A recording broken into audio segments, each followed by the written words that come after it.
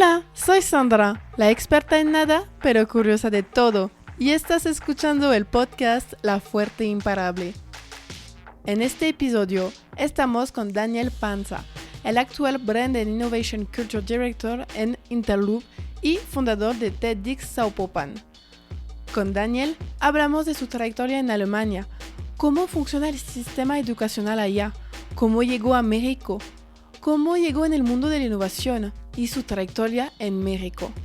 Lo que me gustó de este episodio con Daniel es su manera de ver el mundo, mucha curiosidad que lo permite de intentar y de cambiar el fracaso por un aprendizaje.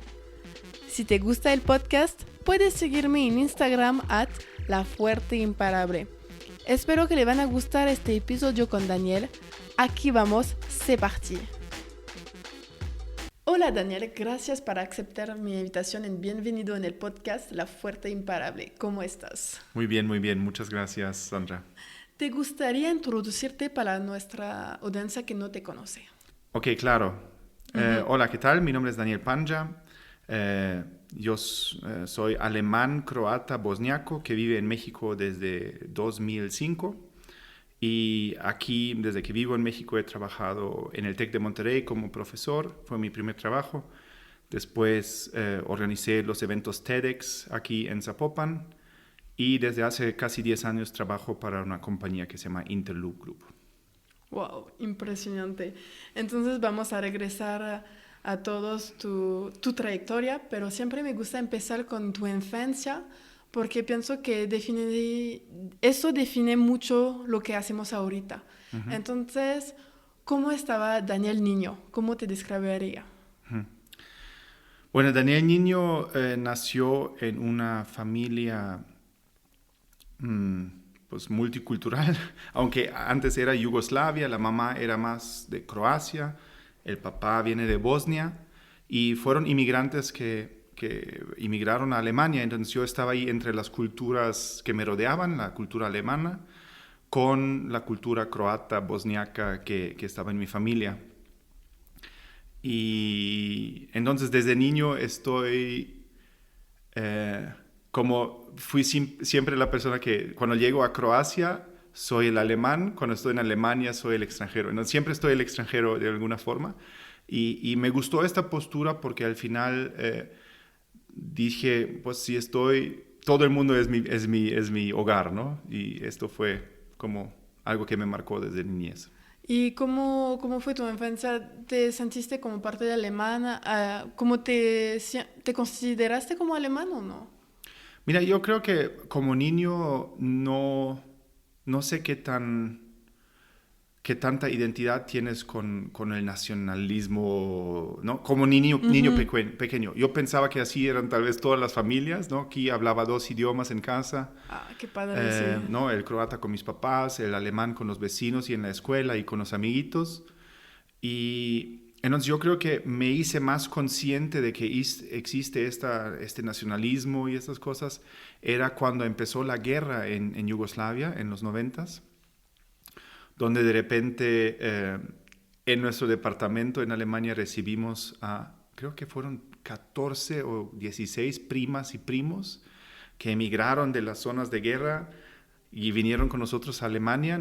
Mis papás tenían un restaurante y tenían un departamento, entonces pues conseguimos, comida ya estaba resuelta en el restaurante, conseguimos hospedaje para los primos y vivimos ahí varios años con varios pues, primitos ahí y primos cerca. Y empezó toda esta parte también de formarse esta identidad que eres croata, ¿no? Porque mi origen es croata y nos vamos a ir a la iglesia católica con los croatas y vamos a hacer esto con los croatas y vamos a cantar canciones croatas. Y como niño pues te empiezan a sembrar ideas, entonces ya me sentí bien croata un tiempo. Pero siento que la parte croata me marcó mucho en Alemania, que es una sociedad un poquito más fría, más cerrada. Uh-huh. Y los croatas sí son más familiares, más calurosos, más amorosos. Y siento que me ayudó este equilibrio, ¿no? De por un lado entender la importancia de la familia y por el otro lado entender también la parte del profesionalismo de la organización y todo esto. Siento que fue una mezcla. Un buen balance. Un buen balance, sí. Qué padre. ¿Y cómo te definiría el niño? ¿Como alguien tímido, extrovertido? ¿Te gustaba hacer deporte? ¿Qué te gustaba hacer como a los 10 años? Mira, como niño, siempre me lo dijeron después, pero yo era siempre una persona que preguntaba hizo muchas preguntas. Oye, ¿por qué esto? ¿Y cómo esto? Y entonces más el que pregunta y escucha y observa que el que buscaba el protagonismo de alguna forma. Siento que esto es algo que me dicen cómo era mi personalidad. Y la otra característica que tuve como niño, desde niño, fue el de mediador. El de cuando hay un conflicto, se pelean los papás, se pelean los vecinos, se pelean los amigos, que entendía, pues no es la culpa de ninguno, solo es están en el mismo equipo, pero se están peleando porque hablan de la misma cosa de diferentes maneras y no se entienden. Mala interpretación. Mala interpretación. Y entonces tal vez ahí es esta parte de, no sé si esto, gracias al haber crecido multilingüal o multicultural, se me hizo fácil siempre de ver el mundo desde cada perspectiva que habla. Y entonces buscar la mediación, no me gustaban los conflictos, me estresaban, entonces siempre intentaba de resolver y unir a las personas, ¿no? Ah, qué padre. Y como entonces estudiaste tu secundaria y preparatoria en Alemania. Todo kinder, primaria, secundaria, preparatoria y hasta la universidad la hice en Alemania. ¿Y qué estudiaste? ¿Cómo elegiste ¿Qué estudiaste? Mira, yo empecé a estudiar muy tarde. Yo empecé a estudiar en el 2000 cuando tenía 23, 24 años. Entonces yo... ¿Por qué? Yo, cuando terminé la escuela... Bueno, en Alemania el sistema es muy diferente que aquí en México. Tú cuando terminas la prepa, la mayoría de la gente no va a la universidad, sino hace como un trainee, se llama trainee Ausbildung, se llama en Alemania, un trainee, donde las empresas tienen convenios con las cámaras de su industria o de su sector, donde ellos entrenan a personas durante 2 o 3 años en su craft, en su arte. Entonces, por ejemplo, si tú te gusta la electrónica, tú puedes entrar a una empresa como aprendiz de electrónica o mecánica, o si te gusta la parte de administración en una empresa, eres el aprendiz de esto. Entonces, tú trabajas, hay muchas personas que salen de la escuela a los 18 años y entonces, si encuentran una compañía que tiene una vacante de aprendiz, tú trabajas 3 días a la semana en la empresa y 2 días vas a una escuela. Y en la escuela te enseñan por ejemplo, yo hice un puesto de administrador, un aprendiz de administrador. Entonces, te dan los fundamentos de contabilidad, de redacción, uso de computadora. Estamos hablando de 1900 y algo, 1990 y algo. Entonces, aprendes a escribir con máquina y este tipo de cosas. Y en la empresa, yo hice un programa de aprendiz de 2 años. Yo estaba como 3 meses en cada departamento de la compañía. Entonces, como la empresa te toma, un departamento de la empresa te toma 3 meses, te enseña la parte práctica, apoyas ahí y después cambias de otra área, después cambias a otra área. Entonces, en los 2, 3 años que haces tu aprendiz, tú aprendes los fundamentos básicos teóricos, conoces toda la organización y la gente y después esto te ayuda a ti, dónde sientes tú qué es lo que te gusta más, dónde tú pudiste aportar más. Y entonces las empresas también, ¿cuál de los aprendices que contratamos son los mejores que queremos después que se queden a trabajar con nosotros y que puedan hacer carrera en la empresa? Está padrísimo esta manera de hacer porque pienso que a los 18 años está muy joven para elegir tu carrera y tu futuro, porque sí. Ahorita podemos cambiar y tenemos la suerte que podemos cambiar, pero mucho mejor de probar antes y después, pues yo me voy a enfocar en eso después en mis estudios, porque es lo que me gusta. Uh-huh. Y creo que es por eso quizás que alemanes tienen mejores resultados en general, porque les gusta lo que estudian, porque lo probaron antes, entonces ven como una significación a lo que están estudiando. Sí, no, y lo interesante en Alemania, siento yo, es que tú no necesitas una carrera académica para progresar en las compañías tampoco. Si tú tienes ¿qué te sirve mejor contratar como compañía? Alguien quien conoce toda tu empresa, que tú le enseñaste tu manera, cómo trabajas, cómo es tu cultura organizacional, cómo son tus procesos, que habla el lenguaje que es para ti importante de tus clientes, o contratar a alguien que fue educado genéricamente Sí, en pura universidad teoría. y pura teoría. Entonces, el modelo en Alemania siento que tiene esta ventaja que te entrena la empresa, da el molde, te da como la forma que ellos necesitan, y entonces muchas personas alcanzan también buenos puestos y puedes ganar buen dinero si no tienes universidad. Y luego, cuando tú sí ya tienes 5, 6, 10 años de experiencia y tal vez dices que sí quiero estudiar, pues ya te metes a estudiar porque ves que lo necesitas, pero tienes un objetivo muy claro por qué lo vas a hacer, ¿no? Ajá, y aparte tú sabes que la empresa te quiere también, entonces puedes hacer doble, trabajar, tener dinero, pero siguiendo aprendiendo y quizás pues en la parte de innovación que vamos a hablar, tener una otra visión y aportarla en la empresa, entonces es win-win para todos. Sí. Y esto es algo que de hecho aquí, adelantando tal vez, ahora aquí en México se quiere impulsar esto, la industria, como la industria alemana, o no es la industria, sino como ciertos organismos que impulsan el desarrollo económico, inspirado en el modelo alemán del aprendiz, y esto se quiere impulsar aquí en México. Se ha intentado desde hace 3, 4 años, pero los intentos han fracasado aquí en México porque el empresario no entiende por qué tengo que contratar a una persona que no sabe nada, pagarle un sueldo, parte del tiempo no va a trabajar, sino va a ir a la escuela. Entonces no entienden el concepto de por qué tienen que pagar para alguien pagarle la educación a alguien. Ajá, Y, sí. y entonces está interesante la mentalidad. Y eso es lo alemán que pues tiene sentido y Largo plazo. largo plazo. Sí, porque tenemos algo que parece en Francia, pero no es igual y creo que por Stage. hecho el de Alemania es más efectivo, porque nosotros tenemos aprendizaje Ajá. que es como mitad-mitad. Y por ejemplo, mis papás que tienen una empresa tienen mucha gente de eso, porque permite de, como dice, moldar a la persona como te gusta.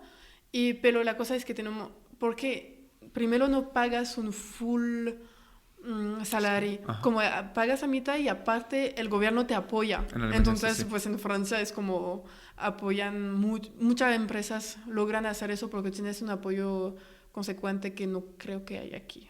No sé, pues no. Es sistémico aquí que no lo sí. Pues sí que no ponen y porque no es la cultura y no es la prioridad de ahorita. Pues qué padre. Entonces, ¿en qué empresas estudiaste? Yo hice No. el aprendiz, lo hice en una empresa que se llama Cinemax, que es como el Cinépolis alemán, una cadena de multicinemas que en los años 90 creció muchísimo en Alemania. Nada comparado, es como un Peanuts comparado con Cinépolis. No, Cinépolis es una... Pero sí, esto para que la audiencia aquí que lo escucha más o menos pueda entender.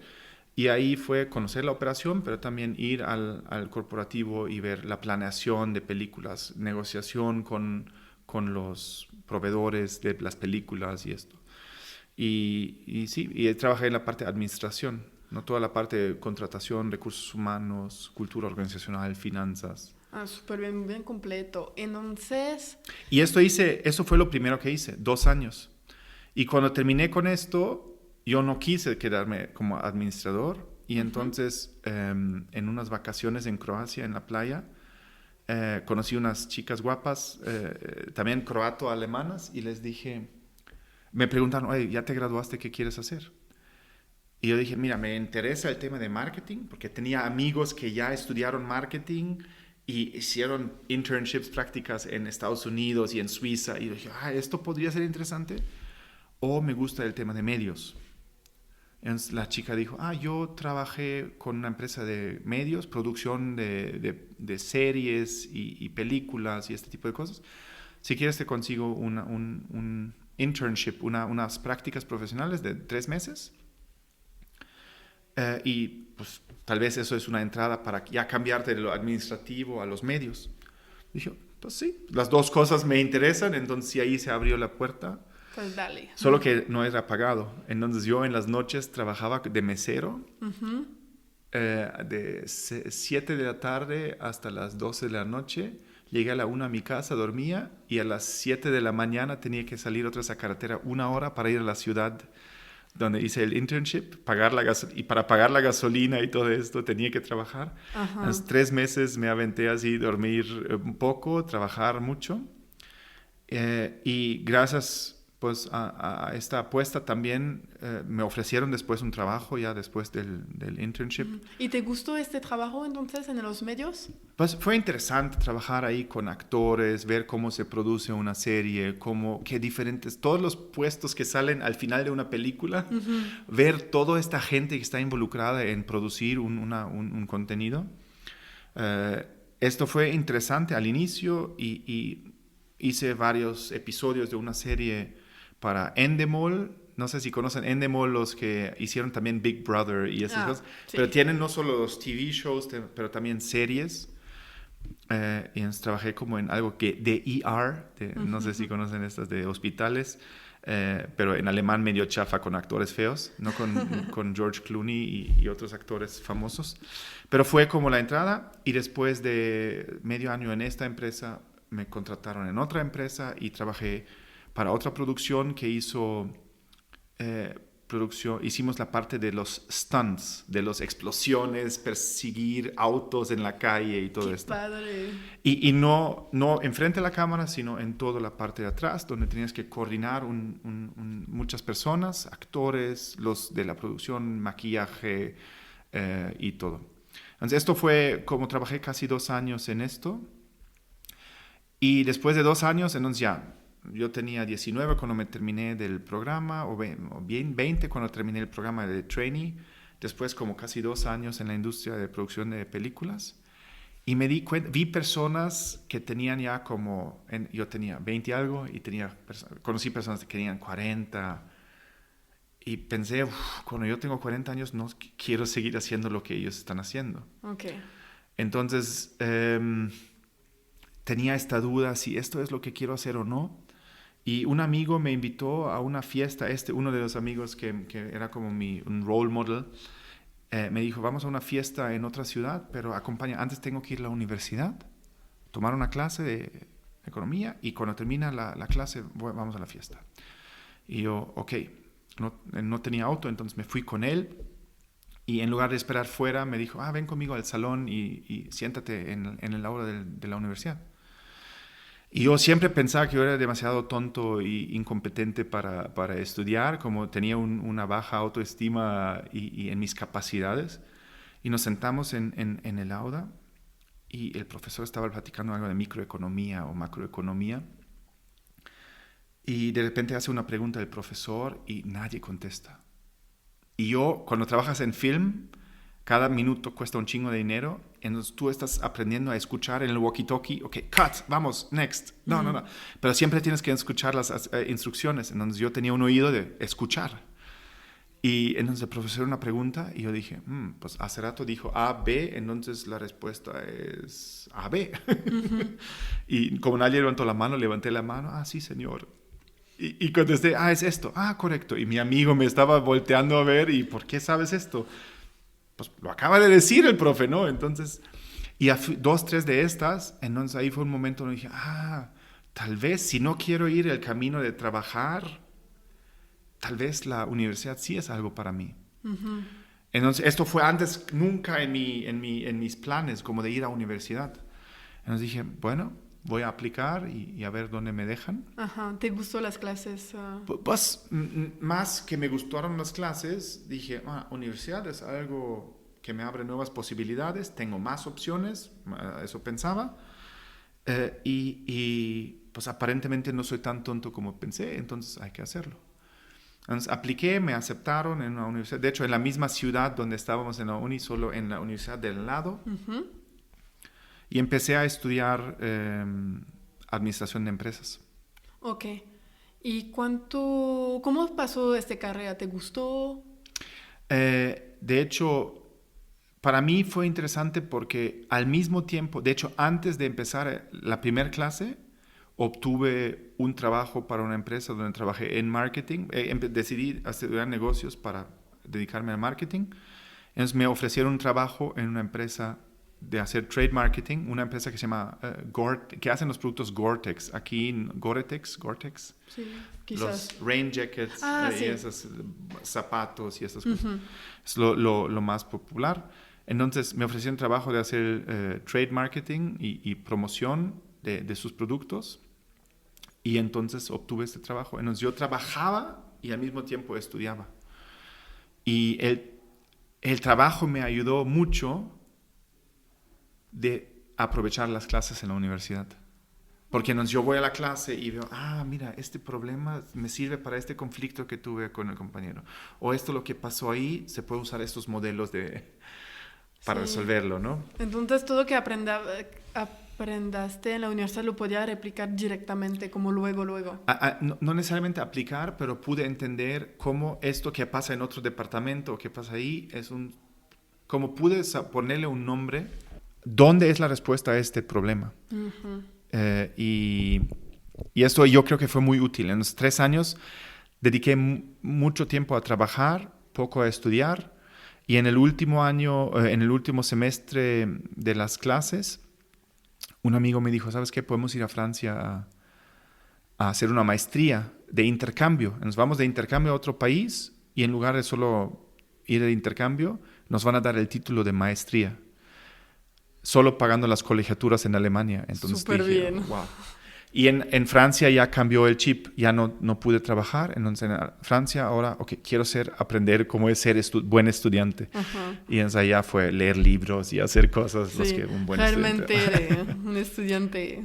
Sí, porque en la carrera en Alemania es muy diferente que aquí en México. En Alemania, en las carreras te ponen un examen al final del semestre. En algunos casos te ponen un examen después de 3 semestres de escuchar contenido. Y entonces en Alemania es más un reto de sobrevivencia y cómo te organizas. Porque no puedes aquí en México estudias para el parcial 1, parcial 2, y ya recuperaste el 60-70% de los puntos. Entonces no importa, allá es un examen y si repruebas, puede ser que tienes que esperar 1 año hasta que vuelves a tener la oportunidad de presentar el examen. No la puedes perder. No puedes o puedes, pero allá en Alemania también entendí que no se trata tanto para mí de aprender el conocimiento, sino en cómo me organizo con la gente para que, tú, ¿cuál es tu especialidad? Tú resume, sintetiza, hazlo, practicamos, vemos qué preguntas pueden venir en el examen. Entonces tienes que como trabajar mucho más, porque como no sabes qué va a venir, te tienes que preparar para más cosas. Es más de estrategia, porque no puedes recordarte de los 3 semestres o tanto tiempo. Entonces pues cada quien que está especialista en algo, pues hace resumen, detalle, para que tenemos todo para pasar y después trabajar juntos para explicar. Es como teamworking. Ajá, y siento que esto fue súper bien del modelo en Alemania, aunque parece tonto porque muchas veces estudias un chingo antes del examen y vomitas todo el examen y ya se te olvida todo. Uh-huh. Y el siguiente semestre dices, el próximo semestre tengo que estudiar desde el primer día. Sí, siempre. y no lo haces. Entonces, el tercer semestre lo haces lo mismo. Y después de 4 años, vivir así con la angustia acá, siempre al final del semestre, estudiar para 5 materias, dije, no, en la maestría sí quiero... hacerlo y no bien. porque el profe me lo pide, porque sé que es desgastante y no quiero vivir así. Entonces, ya cambia también la motivación extrínseca de tienes que estudiar algo para cumplir con el profe. No. Yo quiero cambiar y yo quiero aprender. Entonces, sí, porque yo lo hace por mí, entonces es mucho más sencillo. Siempre si hay un buen motivo, pienso que se logran mucho más cosas. Sí. Entonces, ahorita estamos en tu intercambio en Francia. Mi pregunta, ¿cómo te gustó? Sí, no, fue? Francia está hermoso. Los franceses son medio raros. Pero... Total. Estoy bromeando. No. Sí, Francia estuvo fenomenal el año. ¿Y dónde fuiste en Francia? Rennes, sí. en la Bretaña, en el norte. Y fue un año maravilloso.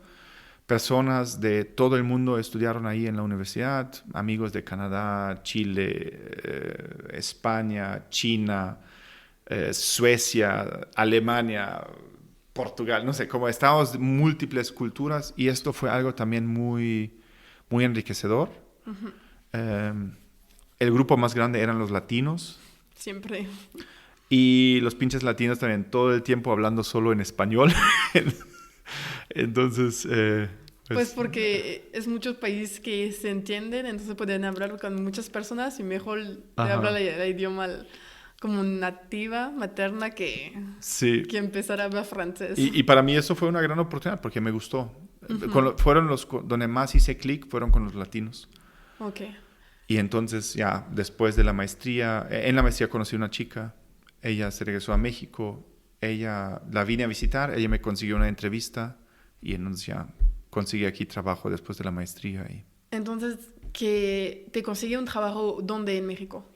Yo, el primer trabajo que tuve fue en el Tecnológico de Monterrey. Ellos tienen un programa que se llama International Undergraduate Program, donde la mitad de las materias que imparten son en inglés, la otra mitad en español, y los estudiantes tienen que cursar un idioma adicional, francés, alemán o chino, y tienen que a fuerzas estudiar un año de la carrera en el extranjero.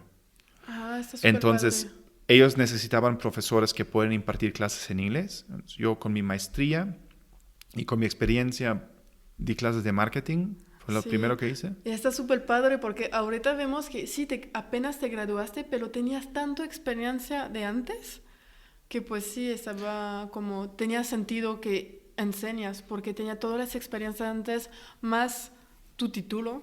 Que, pues, sí, 2 años el trainee, 3 años Gore-Tex, 2 años industria de producción de cine, más la maestría. Entonces, yo es creo muy que amplio. Es para una persona con 27 años, ya con años de experiencia profesional, más el título, pues fue suficiente para que me admitieran ahí. Y después de un semestre de dar clases, el programa necesitaba un director asociado que ayuda a atraer alumnos al programa, ayudarles a elegir la universidad en el extranjero. Hacer la negociación con las universidades para que... Esto no tanto, sino ayudar a los alumnos para que eligen de los... El TEC tiene convenios en universidades ya en todo el mundo, entonces no tienes que negociar mucho más. Es más ver cuál es la mejor universidad para lo que el alumno necesitaba. Y esto fue bonito porque ya de ser un profesor de cátedra que tiene 3 materias al semestre, ahora un tiempo completo con una cátedra, con todo. Y fue un buen soft landing el TEC de Monterrey.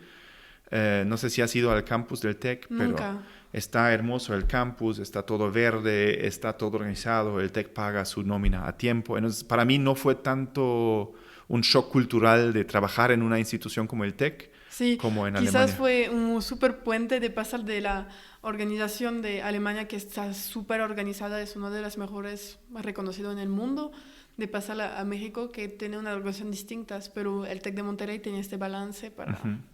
¿Y cómo fue de estar como maestro? Porque nadie te enseñó a ser maestro. No. Entonces, ¿cómo fue de cómo...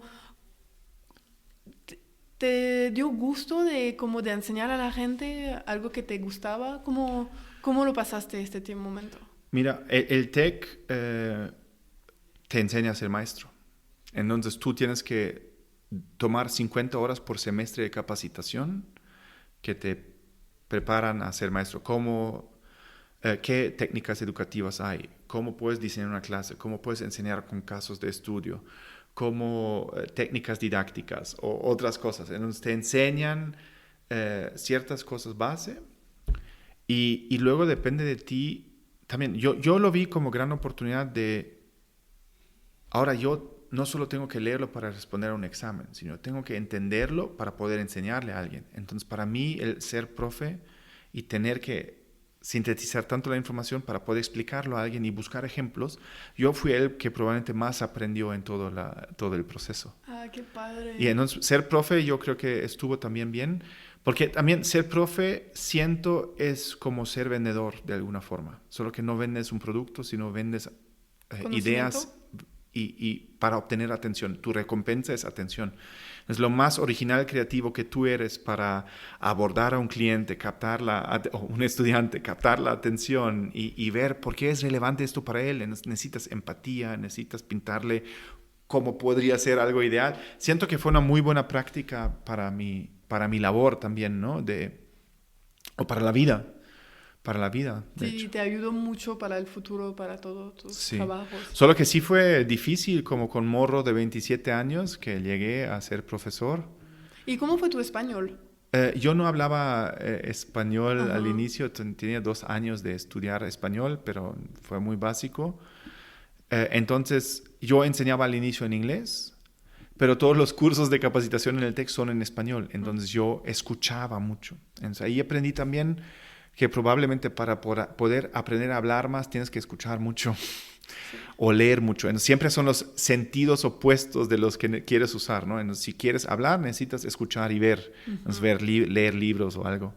Si quieres entender mejor, tienes que hablar, porque si tú haces preguntas, también escuchas mejor. Entonces, es como, fue interesante de estudiar a la par, entonces, mi español, porque también en este nuevo puesto tenía que hablar con los papás de los alumnos y todo esto en español y Pues no hay no hay opción. opción. ¿Y qué hiciste entonces? Porque fuiste maestro, después ayudaste a los alumnos a encontrar la mejor universidad para sus objetivos y después.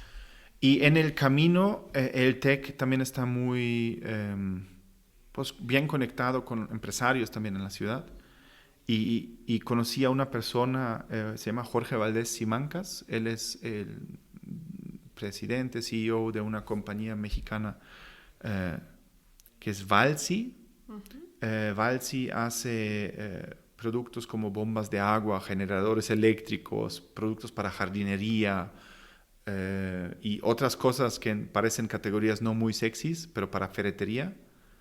Okay.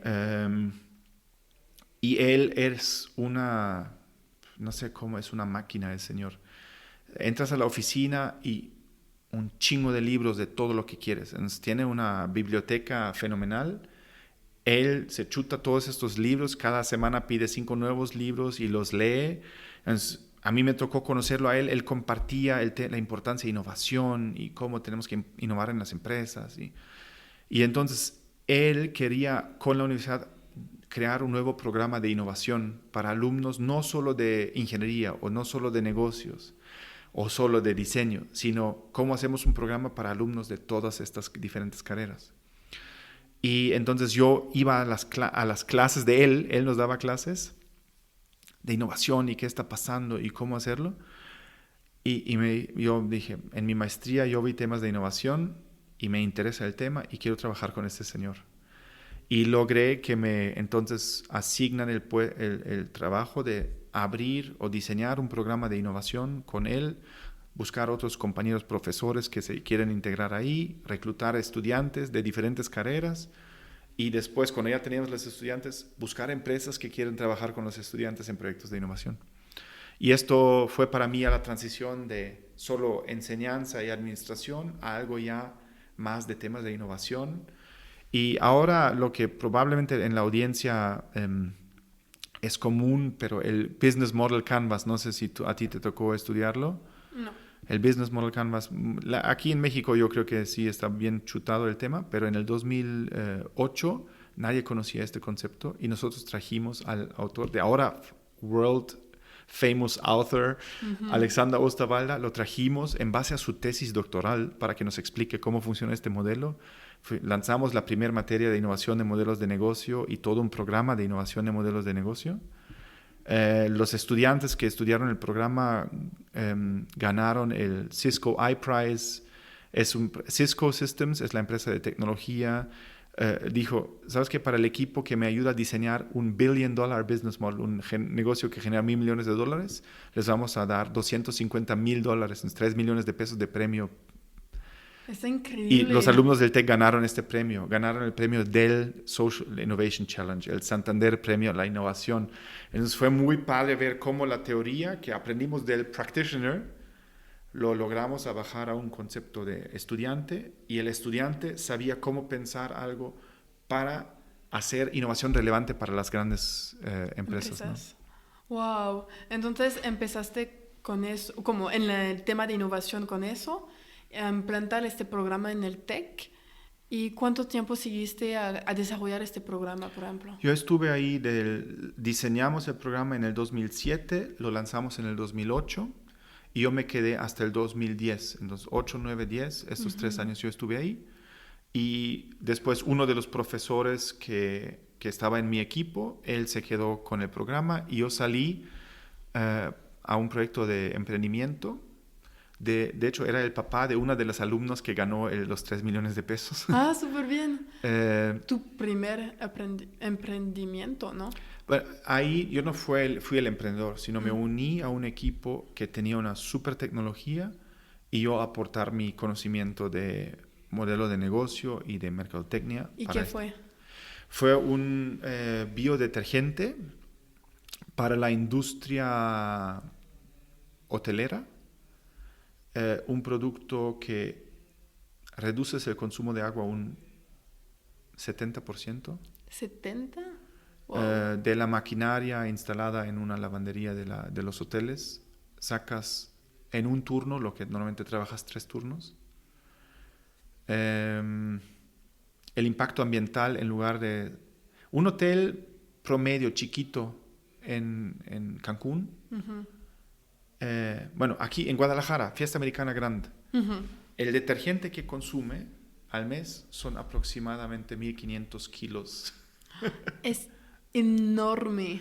Es un auto, un Honda Civic o algo, que descargas de químicos tóxicos al desagüe. Y que nunca se va a cambiar. Y nunca se degrada.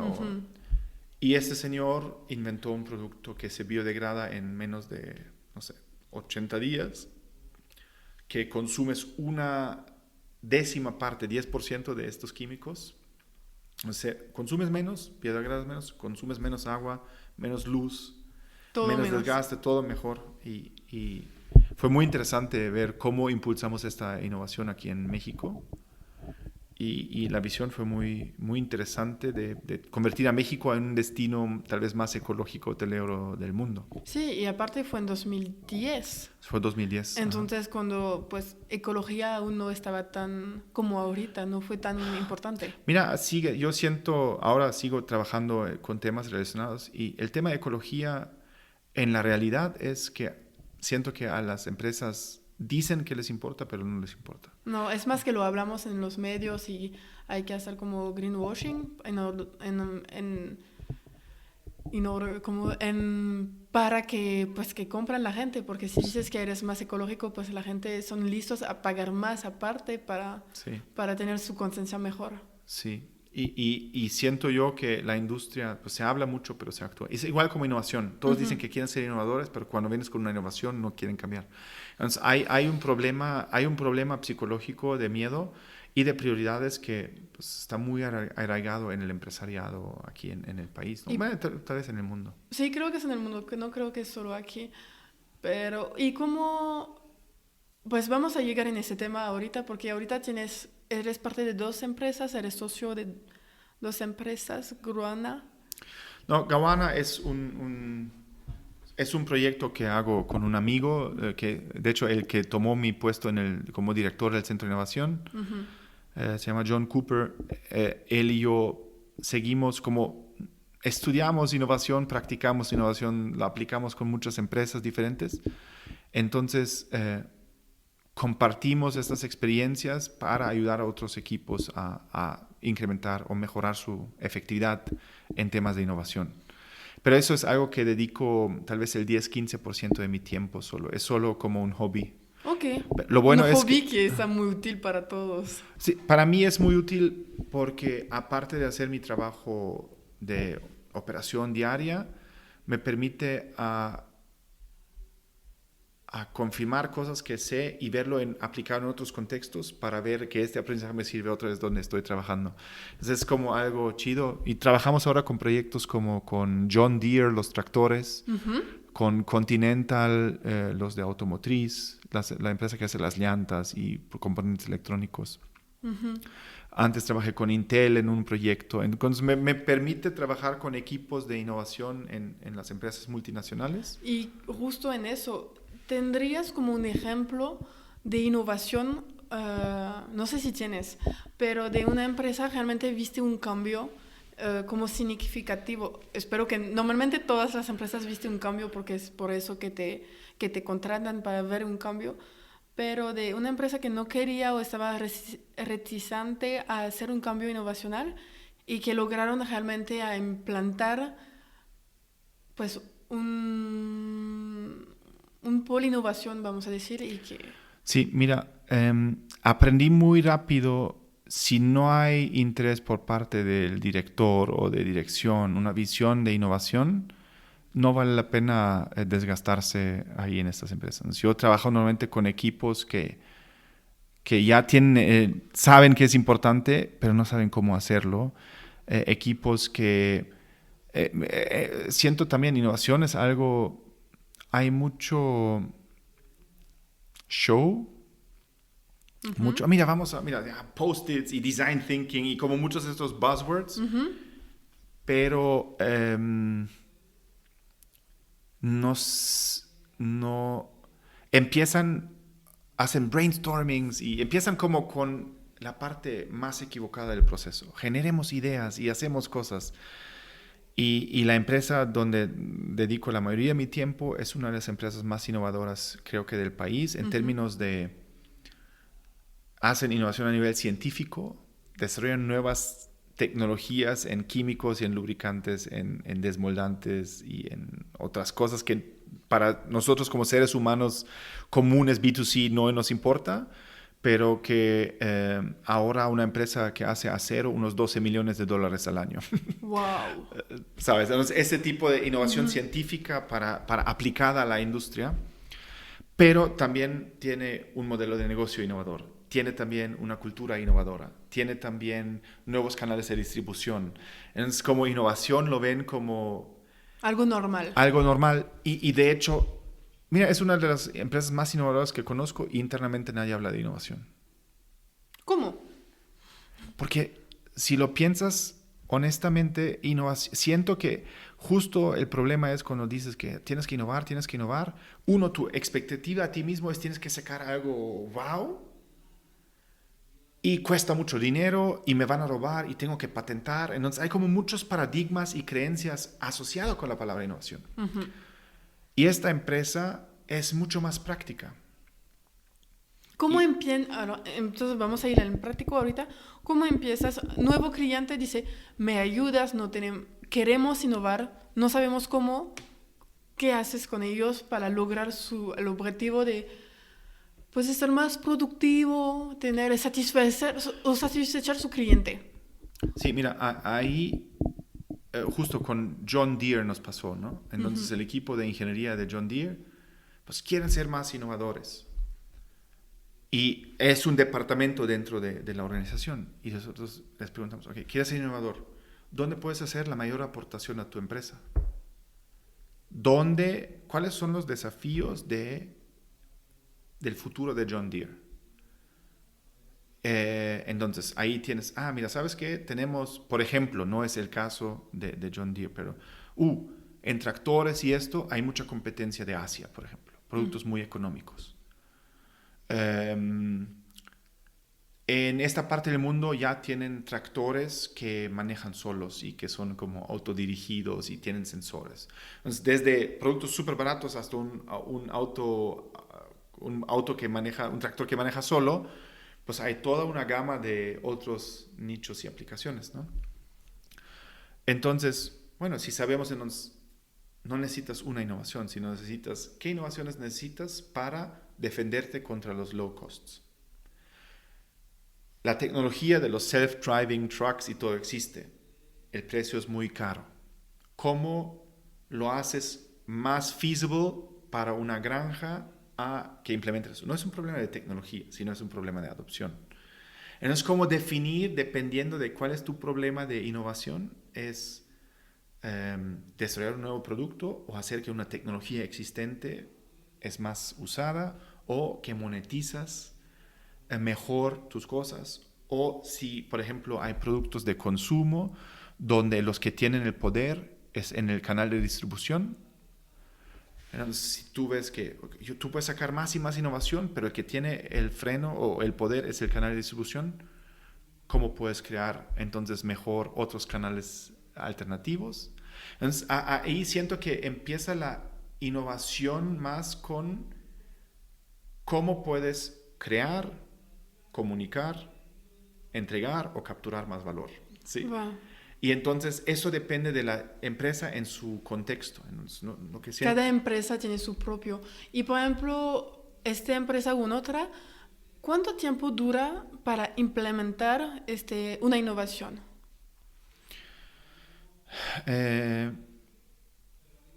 También es una buena pregunta.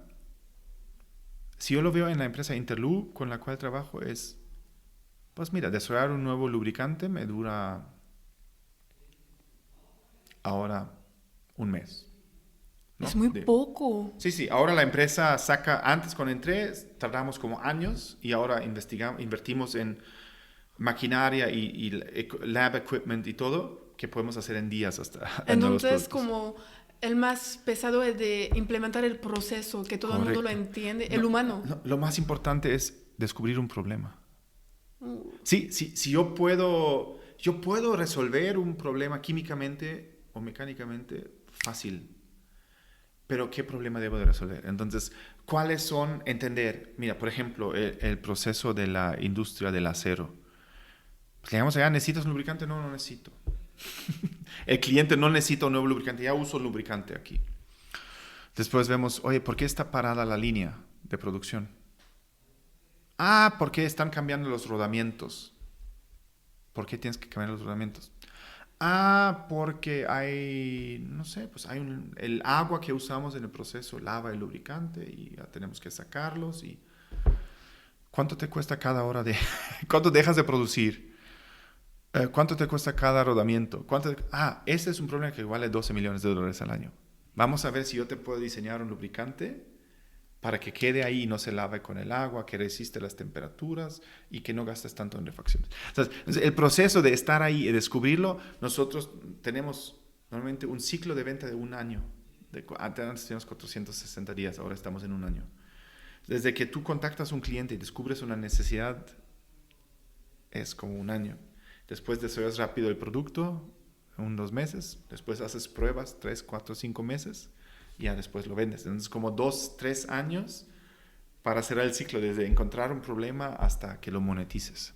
Ajá, y después se desarrolla muy sencillamente porque se ha implementado la metodología. Ya resolviste un problema, ahora buscas, hey chicos, hay un problema en las empresas que es tenemos una solución para este problema, busca más que tienen este problema.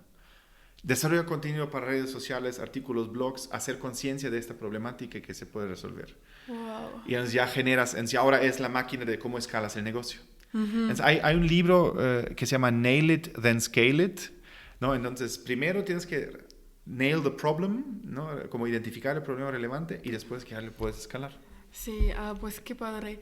Y esta empresa que hablas que se llama Interloop. Interloop, ajá. Uh-huh. ¿Cómo la fundaste? ¿Cómo fue el proceso para yo no fundé la empresa. Ok, entonces. No, yo cuando empecé a producir como hobby los eventos de TED, conocí al CEO de la compañía. Ok, entonces vamos a regresar desde el principio. TED, ¿cómo llegaste a hacer TED? Porque cuando, pues... Yo te encontré en LinkedIn porque estaba buscando a alguien que hace conferencias, porque generalmente la gente que hace conferencias tienen algo que decir. Encontré tu perfil y fue, no manches. Aparte, como la suerte que de TED, y es algo que amo. Yo soy muy agradecida de conocer eso porque eso desarrolló mi curiosidad que tenía, pero yo no sabía cómo encontrar temas que no conozco y tener curiosa por ese tema. Uh-huh. Entonces TED me ayudó. ¿Cómo llegaste a TED? Cuando era profe en el TEC, invitamos a un experto externo y él empezó su charla con una charla TED de 5 minutos o 3 minutos. ¿Qué es una charla TED? Un TED Talk. Hizo un TED. No, okay. No, él presentó un video de un TED Talk. Ok. Antes de introducción, que él... ¿no? Ajá. Y yo después al final del video veo TED.com, ¿qué es esto? Ya investigué y veo que hay un chingo de videos. Y también me pasó lo mismo que a ti. wow, oye, alguien que nace seda inspirada por las arañas que saca. Ni sabía que existe.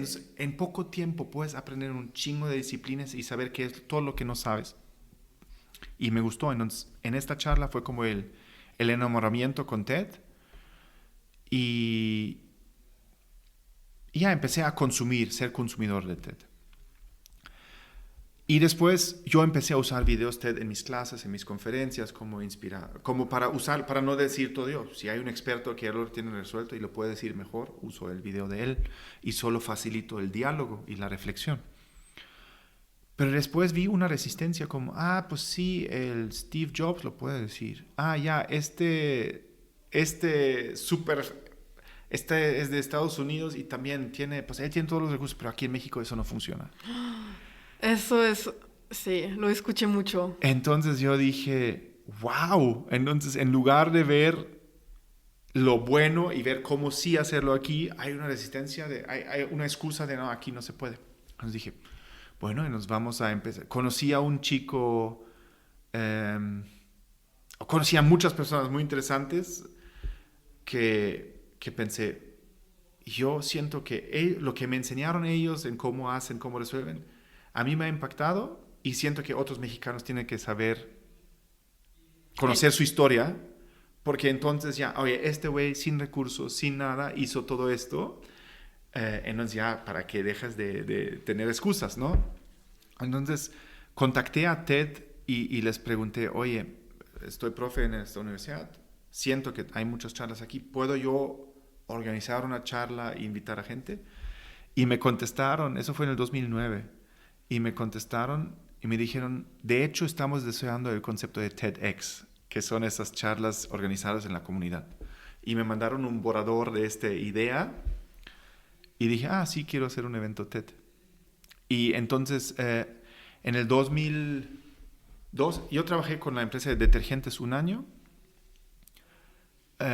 Después renuncié a este proyecto y casi como quería regresar a Alemania. De hecho, después de esto hice un proyecto en Chile, donde con una consultoría para el gobierno chileno gané lo que ganaba antes en 2 años de salario, lo gané en 2 semanas de trabajo con un proyecto. Y yo les dije, pues ya, ahora yo creo que es tiempo de mudarme de México y tal vez ir a Chile o otra cosa. Pues sí.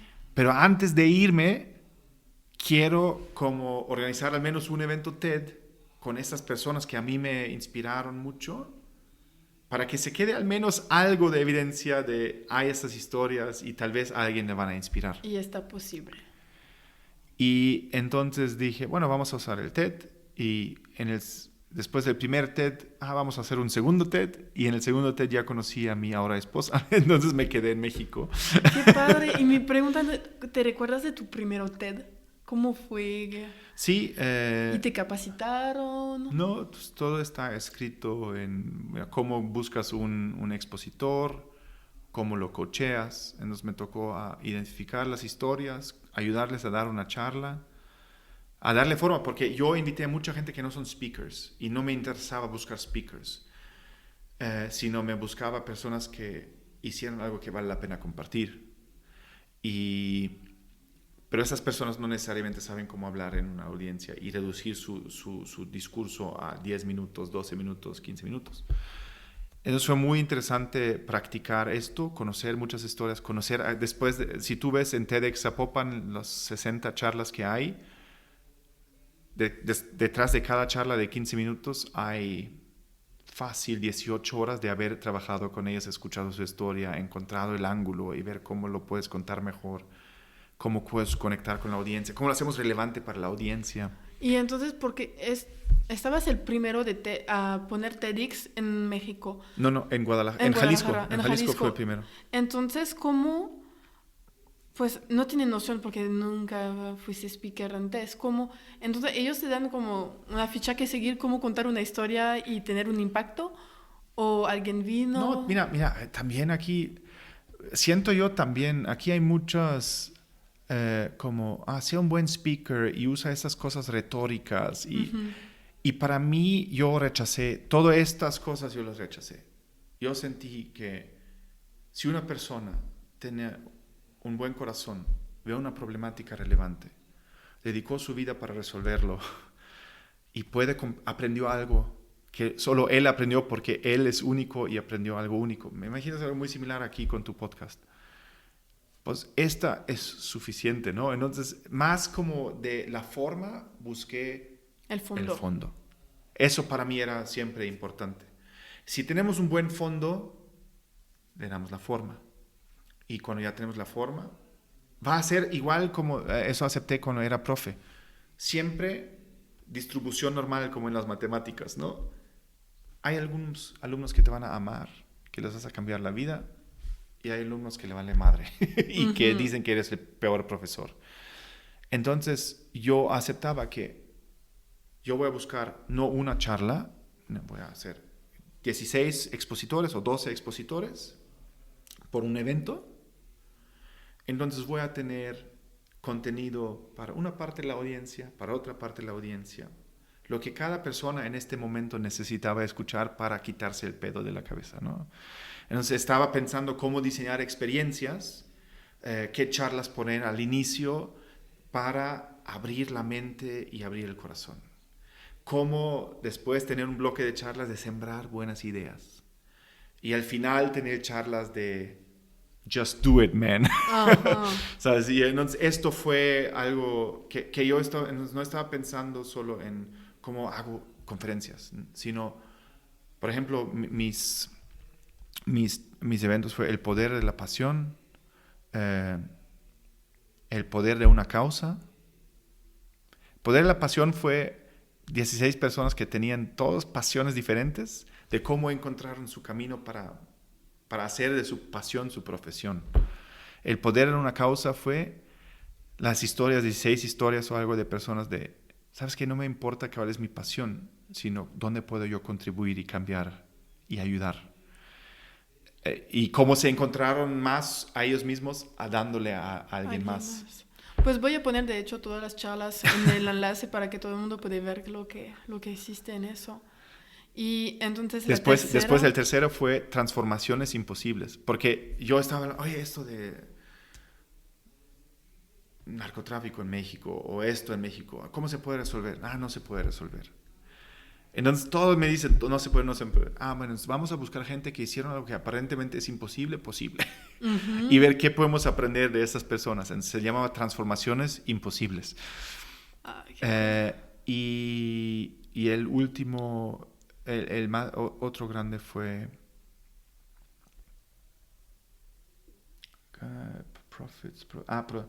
Alquimia de la Prosperidad.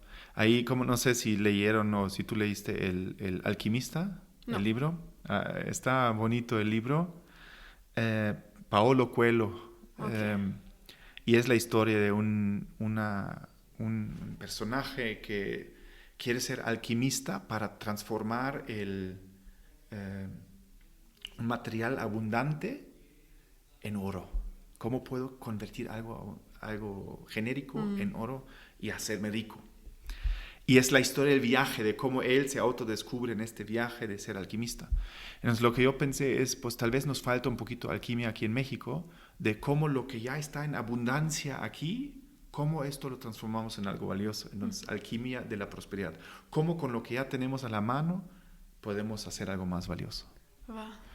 Y pues fueron también ya 15, 16 historias, o yo creo casi 20, de personas que pues de alguna forma ven algo que todo el mundo ignora y lo intentan de convertir en algo valioso, ¿no? Lo grande, ven el potencial. Ven el potencial que está escondido a plena vista. Como esto era como desde artistas, de clowns que hacen shows de la nada, a empresarios importantes, ¿no? Sí, y está bien porque no hay solo un sector, eso se puede repetir en muchos lugares. Uh-huh. Y entonces, pues, conociste a tu esposa y te quedaste y adiós Chile. Sí, ya mandé Chile al Chile y me quedé. ¿Y qué hiciste después entonces? Entonces TED fue siempre como también un side hobby, uh-huh. Que sentí que era más trabajo comunitario y para llenar el cerebro un poquito con cosas buenas. Siento que es muy fácil, vivimos en un entorno, mira ahora, guerra Ucrania, antes 2 años COVID, y todo el mundo nos llena con cosas que solo llenan el cerebro, con cosas que tal vez no puedo cambiar. Entonces yo sentía que o ver películas Hollywood y series y no sé qué, estamos ahí pegados al Netflix que me hacen consumir cosas y no crear cosas. Entonces sentí que necesito para mi dieta intelectual algo donde tengo que pensar, crear, imaginar. Y para lo mejor.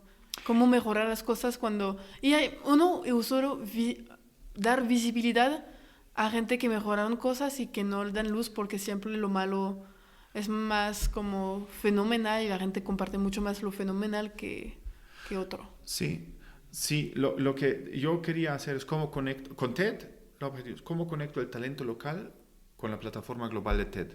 Porque yo puedo contar las historias aquí, pero se van a pero quedar a mí aquí. nadie me conoce y a los eventos, los 500 personas que están en el auditorio tal vez lo van a escuchar y chido. Pero si lo compartimos, estas ideas que vale la pena compartir con la plataforma de TED, llegan a El mundo. millones de personas, ¿no? Y entonces siento que hay más esperanza, que a alguien le va a servir esta experiencia de vida. Y sentía que entonces la parte de branding y communication and scaling no soy yo. Yo puedo, lo que yo es en mi alcance es buscar esas historias que vale la pena compartir. Va. ¿Y cómo hacia va para buscar, encontrar estas? Mira, el primer evento casi todos fueron de los primeros 5 años en México. ¿O cuántos años? Sí, 2002 a 2012. 7 años en México. Personas que me marcaron a mí y dije, a mí me marcaron, vamos a ver cómo les damos forma. El segundo evento fue ya de la gente que vinieron, los voluntarios y todos. Haces la pregunta, oye, me interesa esto de la causa, ¿no? Oye, ¿quién conoce causas sociales interesantes? Yo conozco. El tercero, cosas imposibles, transformaciones imposibles. Oye, ¿quién conoce personas que hicieron cosas imposibles, ¿no? Boca por boca. Entonces ya pero mira, eso es la pregunta que haces. Si tú preguntas al universo, ¿cómo encuentro a personas que hicieron algo imposible, posible? Obtienes la respuesta. Si tú dices, ¿qué opinas que Putin está invadiendo a Ucrania? Obtienes otras respuestas, Sí. pero no sé cuál de esas respuestas me sirve a mí más Ajá. a dirigir mi energía, mi talento, mi pasión, mi energía. Sí. Entonces, sí, como a veces solo la forma de preguntar en voz alta te pueden encontrar, tener muchas respuestas que por miedo de preguntar no podíamos lograr, pero solo de preguntar realmente encontramos la forma de hacer. Sí. De hecho, esto de las preguntas es tal vez una cosa que más... Mira, y regresamos tal vez al ser niño, ¿no? Que desde Igual, niño yo quería mediador. preguntar. Entonces, no, pero también quería preguntar. Hice muchas preguntas, quería entender por qué pasan estas cosas. Pero muchas veces pensamos en respuestas, pero no nos hacemos las preguntas correctas. Y eso es también algo que aprendí en innovación. La pregunta no es cómo puedo innovar. No, ¿para qué quieres innovar? Innovar no es un fin. Innovar es un medio que Es te el lleva a un proceso. fin. Entonces, si tú no sabes hacia dónde quieres ir, no te puedo decir qué innovación necesitas, qué medicina necesitas. Entonces, es importante. Los alumnos que ganaron los premios ahí de innovación no ganaron porque tenían solo mejores respuestas, pero porque hicieron las preguntas que se tenían que hacer en el orden correcto. Entonces siento que esta parte de hacerse las preguntas correctas en el orden correcto es algo que tenemos que aprender y podemos aprender de los errores y los éxitos de las personas, ¿no? que nos rodean. Sí, entonces eso fue TED. Y después, ¿qué hiciste? Y entonces los primeros 2 eventos TED los hice mientras que estaba trabajando como freelance en innovación con equipos de Intel y Continental. Y vi que solo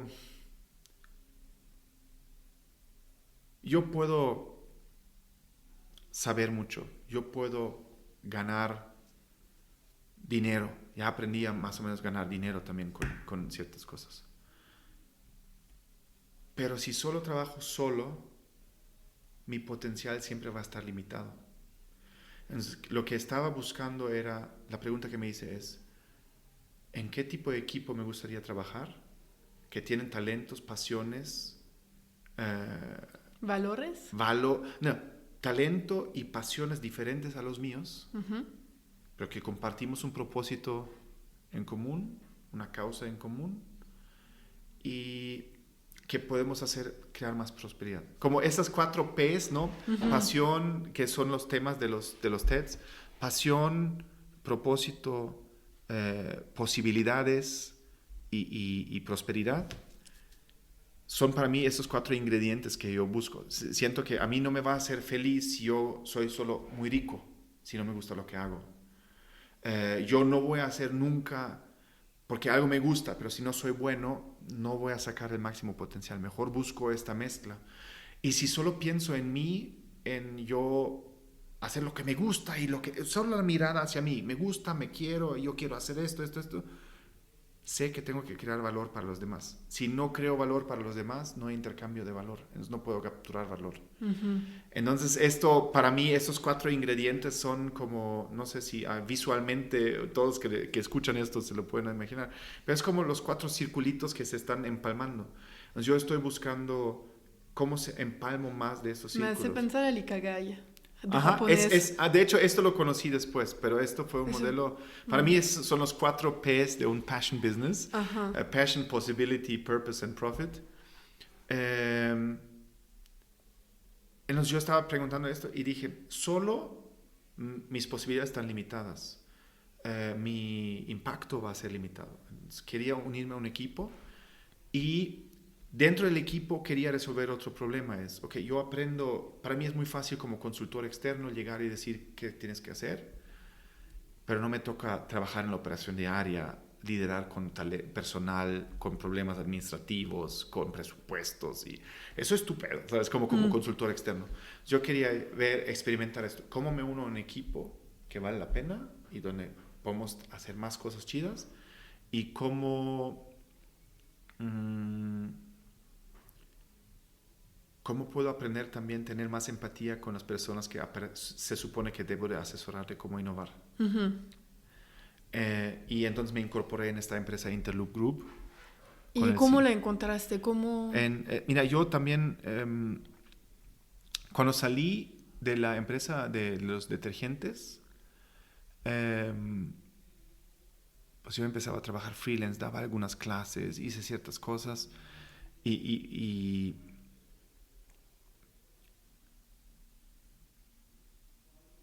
llegué hasta casi ser broke un tiempo, porque no tenía un cheque Sí, regular. Entonces algo cambió en mí en decir, ok, no cambió nada, sino dije, ok, ¿por qué me debo de preocupar porque no estoy preocupado? Ujú. Eso fue como una pregunta que me hice cuando vi que, oye, solo quedan un par de pesos ahí en la cuenta y hay cosas que vienen. Y estuve muy tranquilo porque mi tiempo lo dedicaba a sembrar, a hacer el bien, a ayudar. Entonces yo estaba en la comunidad de los mentores de Endeavor, en los mentores de esto. Entonces estaba viendo, ok, yo sé un chingo, he vivido un chingo, puedo aportarlo. Entonces estaba constantemente buscando cómo puedo compartir esto, lo que sé, y en el camino tal vez conozco a alguien. Y conocí al CEO de Interloop y le platiqué mi experiencia y mi modelo, y él necesitaba a alguien que me ayuda con el tema de construir el equipo de comunicación y branding, porque es una empresa industrial que vende lubricantes, entonces hacer el marketing chido para esto, y que le ayuda a darle forma a la cultura organizacional, cultura que alimenta la innovación. Y entonces me gustó el proyecto y ya llevo 10 años casi trabajando con ellos. Ándale. Y siempre como innovando y todo eso, hacer lo que te gusta con un equipo, pues que lo que dijiste que tiene los 4P. Ajá. Ajá. No, hay un quinto, hay también unos pendejos, pero Espero que no estén adentro. eso es lo que nos motiva más. Y ahorita, si tendrías que tener como retrograda un poco de todo, ¿cuál fue tu reto el más importante hasta hoy? ¿Un reto? ¿Hubo obstáculo? que quizás lograste a pasar o no, o está adentro ahorita, pero que tuvo un impacto. Mira, de verdad, no, es difícil contestar porque siento todas las adversidades, todas las dificultades o también frustraciones, nunca los tomé como algo malo. Entonces ni me acuerdo de muchas cosas. Ajá. Porque, ok, así no funciona, aprendí algo. Ok. Esto no se puede. ¿Cómo sí? Entonces, ¿sabes? Como no me quejo de obstáculos y problemas, como siempre. Entonces, de verdad, Pero algo siento que que mi vida superaste. fluyó. Siento que mi vida siempre fluyó. Y siento que tal vez la cosa que sí siento es el mayor obstáculo en el camino es uno mismo. Por ejemplo, si te acuerdas de que yo nunca pensé que podía estudiar en la universidad y me gradué como segundo mejor de la maestría en una escuela de negocios internacional con la mejor tesis del año. ¿Cómo puede ser que una persona que tiene una mala percepción de sí misma tiene tanto potencial que no está aprovechando? ¿Cómo? Y esto es ahora un tema, ¿no? Por ejemplo, ¿por qué yo pienso que puedo ganar esta cantidad de dinero y amigos en Alemania piensan en cómo pueden ganar $500,000 al año de salario? ¿Sabes? Entonces, esto, otra liga, ¿sabes? Ni me puedo imaginar esto. Entonces, siento que mucho de este potencial que tenemos como personas no lo estamos alcanzando porque tal vez nosotros somos nuestro propio obstáculo, ¿no? Es como autosabotaje. Ajá, puede ser, ¿eh? Ok. Y el imposter syndrome y no Ajá. tomarnos crédito por lo que aportamos y sabemos. Entonces, hay algo interno. Siento que nosotros somos la mayor barrera de nuestro progreso. Y la otra es cuando trabajas en un sistema con otros seres humanos, tienes que entender que cada uno de estos tiene estos mismos pedos. Y entonces, aunque tú comunicas algo, si la otra persona tiene un pedo personal, lo va a tomar de esa perspectiva. Entonces, en la comunicación, en la empatía con las personas, siento que eso es un problema grande, ¿no? Que genera conflictos. Entonces, yo he trabajado con muchas personas, muchos equipos, y de verdad he conocido pocos, tal vez ninguno, que se despierta en la mañana y piensa cómo me voy a chingar a alguien, cómo voy a hacerle la vida horrible a alguien. Sin embargo, si vemos cómo es el ámbito de trabajo, cuántas personas no se sienten frustradísimas porque un compañero los regañó, porque hizo algo, dijo algo. Entonces siento que tenemos ahí un, este dilema de, pues nuestra intención es buena, pero no se percibe cómo fue la intención. Entonces, siento que aprender a uno no tomarse las personas personales y otra, hacer siempre mejor. Ok, si esto no funcionó, si hay un conflicto, entender que la persona no me quiere pelear, sino que, ok, tengo que encontrar una manera de comunicar mejor, de quitar porque también siento que hay muchas veces un sentido de ataque o de defensa porque se sienten atacadas. Entonces, cuando ya percibes estas cosas, de, oye, perdón, dije algo que probablemente, percibo que estás muy tenso, eh, y que probablemente lo tomas, pero mi intención fue esta. Entonces podemos tal vez cambiar la perspectiva Y mejorar el camino de comunicación. ajá, y mira, solo para aclarar, y entonces ver cómo fluye mejor. Entonces mi desafío en el camino es, ahora la empresa en la cual trabajo hace lubricantes. Uh-huh. Lubricantes también, para la audiencia probablemente es poco sexy el concepto, pero el lubricante es un material interesante, si lo ves como metáfora, que Se acomoda. es un elemento que ayuda a reducir la fricción cuando tienes contacto entre dos componentes. Entonces, por ejemplo, si tú te frotas las manos, empieza a generar calor. Si lo haces por mucho tiempo, hay un desgaste de la piel. Si eso pasa con metales, lo mismo pasa con personas. Uh-huh. Con dos personas, dos filosofías, dos puntos diferentes, están en contacto y chocan. Y pues con algunos fluyen las cosas y con otros hay mucho desgaste. Entonces necesitas la comunicación y la humildad, siento, son lubricantes, y la empatía son lubricantes importantes para reducir la fricción en estas convivencias personales. Y esto siento que todavía no he encontrado algo cómo hacemos que nuestras organizaciones, que se supone que en conjunto podemos hacer mucho más que solos, cómo hacemos que se reducen esas fricciones pendejas y necesarias que solo desgastan. Y siento que en muchas empresas la real competencia no es afuera de la empresa. Es adentro de la empresa El misma. mayor desgaste es dentro de la empresa.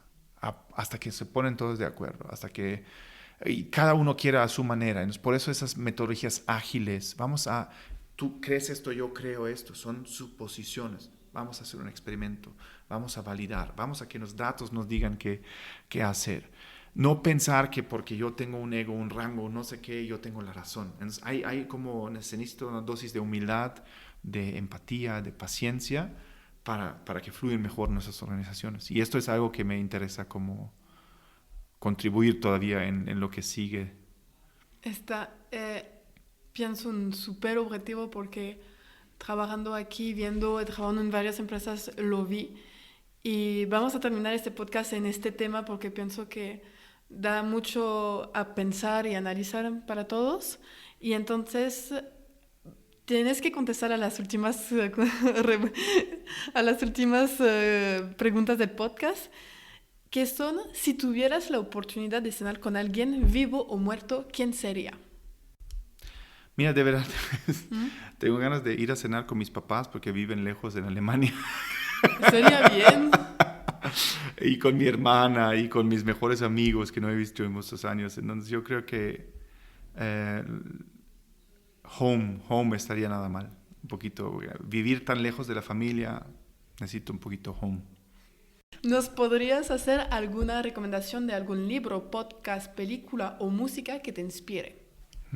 Yo creo que un libro que me ayudó mucho a valorar mis talentos que yo tenía natos en mí es el A Whole New Mind de Daniel Pink. Y el libro se trata de... Él hace la distinción entre los que usan más la lógica y lo racional y esta parte, y los que piensan creativos y son originales. Y entonces yo crecí en un ambiente donde pensaba yo tengo que ser analítico, esto y otro. Y yo no era así. Entonces siempre pensaba, puta, no soy suficientemente bueno porque me falta esto, supuestamente. Y él dice, ¿sabes qué? Para el futuro, muchas de esas cosas las pueden hacer máquinas. Entonces, necesitamos empatía, humanidad, humildad, curiosidad, creatividad, imaginación. Y cuando él describe estas cosas, yo sentí, mira, yo soy más así como se supone que se van a necesitar, y nunca lo aprecié. Entonces, como me quitó un mano de freno y dije, ¿sabes qué? Voy a ser más yo. En lugar de intentar ser alguien más, voy a intentar ser más yo. Entonces, este libro, A Whole New Mind, fue bueno. Y lo voy a poner en la descripción para que la gente lo pueda encontrar. Y me gustaría saber si hubiera alguien a quien quisiera que yo entrevistara para hacer algún otro podcast. Alguien de donde pues conoces un chingo, que tienen una historia que compartir.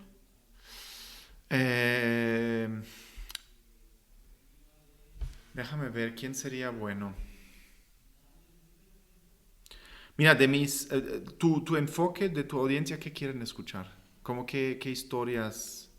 Pienso que de todos los TED que hiciste, lo imposible. De hacerle algo que la gente piensa que es imposible, posible. Mira, hay una persona que se llama Julio César Zamora. Uh-huh.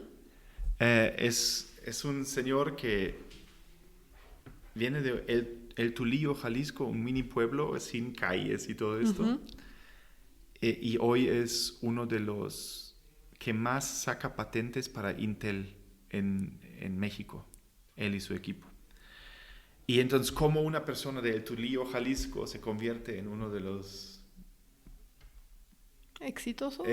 No sé si exitoso es la palabra, pero o sea, si logras esta transformación, es que no es imposible, ¿no? Okay. Y él se pagó la escuela siendo albañil en Estados Unidos, haciendo trabajo de aseo y limpieza en las oficinas corporativas, de hecho de Intel, y dijo, wow, yo cuando soy grande quiero trabajar en Intel. Y hoy es un señor interesante ahí. Muchas gracias. Yo creo que él es alguien que no mucha gente conoce y que podría ser interesante que les hable a la audiencia. Va. Y por fin, ¿dónde te puede contactar nuestra audiencia que encontró tu historia, que quieren saber más, que tienen preguntas? ¿En qué redes, correo te pueden contactar? Ok. Yo creo que Twitter y esas cosas no las checo. Búsquenme en LinkedIn, mejor, más fácil. Ahí me encontraste tú. Y yo creo que ahí es lo más Y fácil. te pueden mandar un mensaje. Sí.